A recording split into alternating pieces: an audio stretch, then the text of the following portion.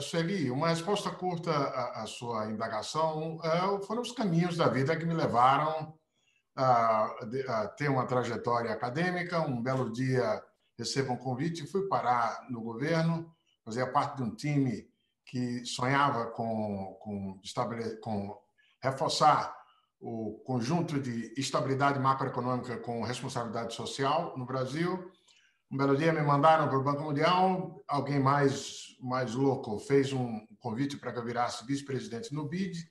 Aí a coisa mudou de figura 15 anos atrás, porque depois disso fui chamado de volta para o Banco Mundial. A culpada de tudo isso, em boa medida, é minha esposa, que é francesa e que ainda trabalha no Banco Mundial. Então, eu concluí meu período no Banco Mundial, mas ainda continuamos morando aqui na grande área de Washington. Daqui a 5 anos nós vamos decidir onde é que vamos parar. Se no Brasil, na França ou por aqui. Vai depender um pouco de onde depende o pêndulo dos filhos puxando. Obrigada por dividir. E desculpe, Otaviano, mas eu queria humanizar um pouco esse nosso relacionamento com os nossos convidados e com o público em geral, e também dar esperança para os brasileiros, não importa de que cidade, de que região que você esteja, que você um dia pode conquistar o mundo como você conquistou. Então, muito obrigada por ter dividido a sua história conosco. E agora eu vou passar a palavra para você dividir conosco os impactos do coronavírus na economia global e o que está impactando para o resto do mundo, principalmente para o Brasil. Perfeito, Sueli. Eu tentarei ser o mais breve possível, até porque nós todos queremos ouvir também o que os parceiros do painel vão trazer. Olha, eu diria o seguinte: há sinais de recuperação visíveis em boa parte da economia global desde maio, né? Isso depois do profundo mergulho depressivo a partir de fevereiro, né? Os sinais de recuperação surgiram depois do abrandamento das restrições sobre as atividades econômicas associadas ao achatamento, às políticas de achatamento da curva da pandemia. Uma das expressões que se tornaram populares e clássicas no nosso período histórico recente. Achatamento da curva da epidemia, mas também, para essa recuperação, têm sido importantes as políticas de achatamento da curva de recessão, ou seja, as políticas de transferência de renda para a população, com ou sem preservação de empregos, e o crédito para firmas vulnerabilizadas. Isso tem sido importante em cada país do mundo, inclusive no Brasil, como certamente a gente vai ter a oportunidade de discutir. A questão que se coloca, né, é o fôlego dessa recuperação, ou seja, qual é o formato da curva nos diversos países, da curva de recuperação. Porque a gente tem a mesma sequência em cada país de achatamento da pandemia e as políticas de achatamento da recessão. Mas, evidentemente, que há diferenças que decorrem do ritmo da pandemia, né? Bem como da eficácia, da magnitude e da extensão no tempo das políticas de achatamento da recessão. O ritmo da pandemia importa não apenas pela possibilidade, que é pouco provável, diga-se logo, de retorno de restrições à mobilidade, mas também porque, no limite, ela afeta o comportamento dos consumidores. E não é por acaso que os sinais de recuperação que aludi são principalmente na indústria e são bem mais fracos nos serviços, em alguns setores de serviços, particularmente quando há uma associação do serviço com aglomeração de pessoas. Vamos fazer rapidinho, ver como é que isso se expressa hoje, pelo menos em 4 blocos aqui, em 4 países. O primeiro caso é o caso da China, claro. O primeiro caso, né? O PIB do segundo trimestre cresceu 3,2% em taxa anual, né? Número que foi revelado de ontem para cá, um pouco acima das expectativas, mas é interessante notar que as vendas no varejo desapontaram, ou seja, confirmando o que eu disse a respeito do caráter desigual da recuperação, com serviços ficando para trás. Na primeira metade do ano, até aqui, a China perdeu ainda 1,6% do PIB, ou seja, mesmo a China, com o mais próximo do V, é quem ainda está com níveis da atividade econômica inferiores ao pré-pandemia. Ainda deve ser a única economia grande no mundo esse ano a apresentar crescimento positivo, ou seja, acima de zero, não negativo. 1%. Agora, detalhe importante. Isso tem sido possível por conta do retorno na China àquela política monetária e creditícia que era fonte de preocupação antes, não é? E a carga de dívida subindo, a ponto de alguns analistas dizerem que há um certo caráter, digamos, bomboleante dessa recuperação chinesa. Aliás, é interessante notar que ontem teve um sell-off acionário na China, e isso bateu, inclusive, em Wall Street e nas bolsas europeias hoje. Vamos ao caso dos Estados Unidos. O caso dos Estados Unidos, o livro bege do Fed, do Federal Reserve Bank, apresentado ontem, mostrou um aumento de atividade em todos os distritos, tá certo?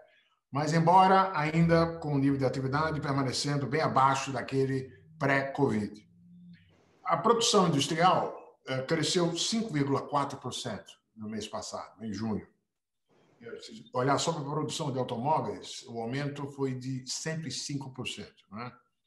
E nós tivemos, nos Estados Unidos, uma queda no desemprego em maio e junho. 2 milhões em maio e 3 milhões em junho.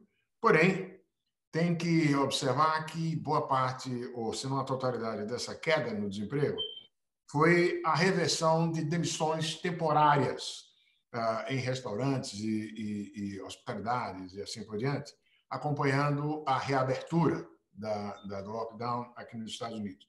Por outro lado, 2 milhões de desempregados permanentes e em busca de trabalho foram apontados nos 2 meses, de maio e junho.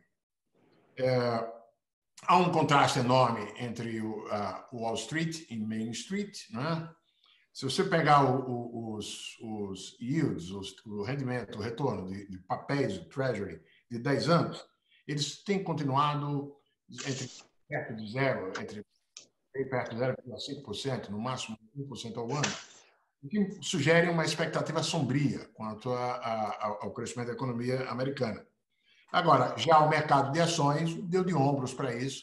Você tem essa esquizofrenia que é perfeitamente explicável pelo empuxo de liquidez colocado pelo Federal Reserve Bank. Mas, como eu disse, ainda recuperação, mas uma recuperação ainda bamboleante. Europa teve um mergulho mais profundo que os Estados Unidos. Por outro lado, está tendo, não por acaso, uma recuperação mais rápida. A produção industrial na Europa caiu 29% em março e abril e ganhou 14% no mês de maio. Ou seja, mas ainda não retornando a patamares pré-Covid. No caso de países emergentes em movimento, aí a gente tem uma diversidade grande, as diferenças óbvias entre a América Latina e Caribe, de um lado, e a Ásia, tá certo? Com o detalhe de que aí a realidade muda muito quando a gente olha de país para país. Como eu escrevi em março, eu chamei de tempestade perfeita o que estava ocorrendo em termos de Covid para as economias emergentes em desenvolvimento, porque além dos choques intrínsecos à Covid, com o achatamento da curva de pandemia mais difícil por conta da proporção maior de informalidade no trabalho, por conta das restrições de oferta de serviços de saúde ainda maiores, por conta das dificuldades de estabelecer políticas de distanciamento social em condições de favelas e assim por diante. Além disso, teve o choque adicional sobre esses países decorrente da queda abrupta no turismo, da queda abrupta nas remessas de imigrantes, né, que é uma variável importante para muitos países. O Haiti, por exemplo, tem mais de 30% do PIB correspondendo a remessas de imigrantes. Então, o baque em emergentes em movimento foi realmente, além do próprio Covid, difícil de tratar nesses países, teve também esses outros choques. Pois bem, mas, em maior ou menor medida, é o caso do Brasil, a gente já assiste essa recuperação a partir de maio e junho, à medida em que as políticas de achatamento da curva da pandemia têm sido suavizadas. Não é? Pois bem, qual é o formato? Não é? O formato da recuperação vai ser diferenciado país por país, definitivamente não há nenhum caso que alguém possa apontar de um V. Deixa eu ver se eu consigo. O V seria o seguinte: a economia vinha numa trajetória, qualquer que seja, pré-Covid, cai, mas ela volta tão rápido que ela retoma a trajetória anterior. Não há nenhum caso que possa ser apontado como de recuperação em V. Uma grande possibilidade é o formato em U, ou seja, com um período ainda em baixa prolongado, mas esse U supõe que a economia volta lá para a trajetória anterior, o que também é muito pouco provável. Existe a possibilidade também, é claro, de WUs, né? Dependendo de novos surtos provocando novas quedas no PIB. Ou um L, mas o que é mais provável, para encerrar isso, é um movimento similar àquele do sinal da raiz quadrada, ou seja, você tem a trajetória anterior, uma queda, uma recuperação parcial, mas você não volta ao patamar ou à própria trajetória anterior. Por quê?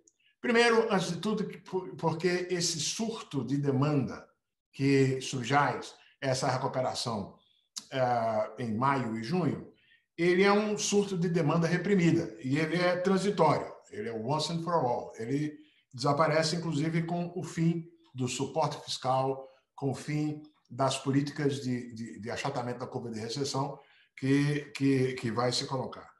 Além disso, há também o fato de que o medo e as restrições sobre serviços vão continuar enquanto ainda tivermos uma dinâmica de epidemia. É interessante notar que os indicadores de alta frequência para serviços aqui nos Estados Unidos ainda estão, por exemplo, mostrando níveis bem mais baixos do que 10% do nível pré-Covid. E, por último, os muros fiscais. Mais cedo ou mais tarde, as políticas de achatamento da curva de recessão vão ter que ser unwound, até porque os problemas fiscais vão começar a se colocar em muitas partes do mundo. No caso do Brasil, a gente sabe, por exemplo, a importância que vem tendo na recuperação brasileira das políticas de transferência de renda, o auxílio emergencial, que, inclusive, de janeiro a maio, chegou a ser maior do que o montante estimado de perdas salariais. Né? Esse é um fator importante para explicar o caso do Brasil, creio eu. Riscos, evidentemente, número um, o recrudescimento de infecções. Né? Um outro risco à frente é de mudança nas condições financeiras. Há o risco de falências que não possam ser evitadas via simplesmente a provisão de liquidez pelo Fed, por exemplo. E, é claro, um outro risco é a possibilidade de recrudescimento da guerra comercial entre Estados Unidos e China. Pós-pandemia, é cedo para chutar muita coisa sobre isso, mas algumas coisas a gente sabe que serão desafios. Haverá um desemprego estrutural, e isso vale. A França, por exemplo, adotou políticas de suporte de salário, mantendo o vínculo empregatício. Mas vários desses empregos, no caso francês, serão empregos zumbis, eles não voltarão. Durante muito tempo, serviços não poderão aglomerar pessoas, viagens vão continuar baixas. Né? Então, tem um problema de desemprego estrutural à frente em todo o mundo. Né? Concentração de renda, que será intensificada por conta do efeito assimétrico pior para o pessoal de baixo e para jovens, inclusive, e na distribuição de renda. Pode-se apontar a digitalização como parte justamente desse desafio, com aspectos positivos e digamos assim, mais com impacto sobre a distribuição de renda ainda possivelmente danosos.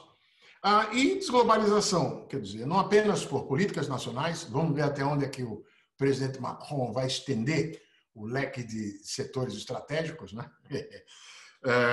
Mas também decisões empresariais. Algumas empresas, algumas cadeias de valor deverão optar por aumentar a resiliência, a capacidade de resistência a riscos, mesmo que isso seja em detrimento de custos e eficiência. Há, portanto, um choque negativo sobre a produtividade como decorrência da Covid. Acho que, para começar. Obrigado. raiz quadrada.